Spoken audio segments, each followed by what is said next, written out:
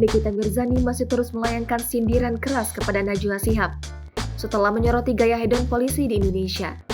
Bahkan, ia sempat menyinggung perihal seseorang yang sekolah tinggi tetapi menjadi pelakor setelah menyindir Najwa Shihab. Sementara itu, Najwa Shihab justru sama sekali belum menggubris sindiran Nikita Mirzani tersebut di media sosial. Melalui unggahannya di Instagram Story, Najwa Shihab justru memperlihatkan kebahagiaannya menghadiri Playfest 2022 di Istora Senayan, Jakarta. Najwa Shihab yang mengenakan kaos hitam terlihat sangat menikmati band musik yang tampil di acara tersebut. Salah satunya, Malik and the Essential.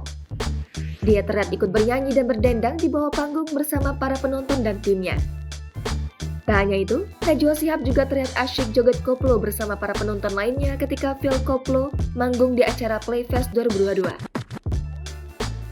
Bahkan, Mbak Nana sapaannya sempat naik ke atas panggung untuk bernyanyi dan berjoget bersama Phil Koplo.